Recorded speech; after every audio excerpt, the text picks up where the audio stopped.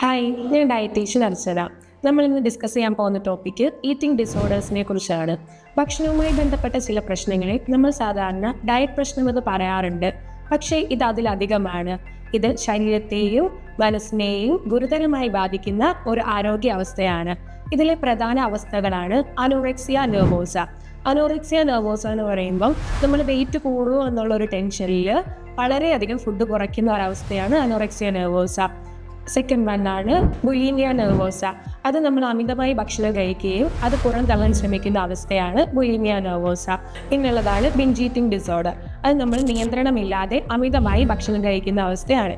ഇതിൻ്റെ മെയിനായിട്ടുള്ള ലക്ഷണങ്ങളാണ് നമ്മൾ ഫുഡ് സ്കിപ്പ് ചെയ്യുക, അതേപോലെ വേഗത്തിൽ വണ്ണം വെക്കുക അല്ലെങ്കിൽ വണ്ണം കുറയുക, അല്ലെങ്കിൽ കാലറീസ് കാൽക്കുലേഷനിൽ അമിതമായ ശ്രദ്ധ കൊടുക്കുക, അതേപോലെ ഹെയർ ഫോള്, ഇപ്പം സ്ത്രീകളിലൊക്കെ ആണെങ്കിൽ പീരീഡ്സിൻ്റെ ഇറഗുലാരിറ്റീസ്, ഇതൊക്കെയാണ് ഇതിൻ്റെ മെയിനായിട്ടുള്ള ലക്ഷണങ്ങൾ പറയുന്നത്.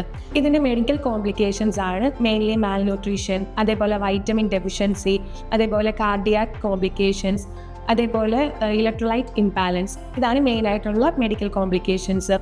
ഇതിൽ അനോറെക്സിയ നെർവോസ ആണെങ്കിൽ നമുക്ക് മെയിൻലി എനർജി ഡെൻസ് ആയിട്ടുള്ള ഫുഡൊക്കെ പ്രൊവൈഡ് ചെയ്യുക, ആവശ്യത്തിന് പ്രോട്ടീനൊക്കെ പ്രൊവൈഡ് ചെയ്യുക, അതേപോലെ തന്നെ സപ്ലിമെൻറ്റ്സ് ഒക്കെ ആവശ്യമുണ്ടെങ്കിൽ അത് നമുക്ക് പ്രൊവൈഡ് ചെയ്യാം.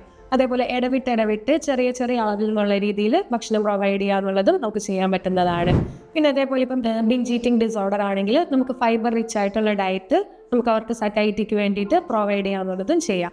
ഇതിനകത്ത് നമുക്ക് മെയിൻലി ഡോക്ടേഴ്സും ഡയറ്റീഷ്യൻസും എല്ലാം കൂടെ ചേർന്നുള്ള ഒരു ചികിത്സയിൽ ഇത് ശരിക്കും നമുക്ക് ക്യൂറബിൾ ആണ്. പക്ഷേ ഇത് നമ്മൾ ഇനിഷ്യൽ സ്റ്റേജിൽ തന്നെ, അതായത് അധികം താമസിക്കാതെ തന്നെ ഇതിൻ്റെ ചികിത്സ തുടങ്ങുക എന്നുള്ളതാണ് ചെയ്യേണ്ടത്.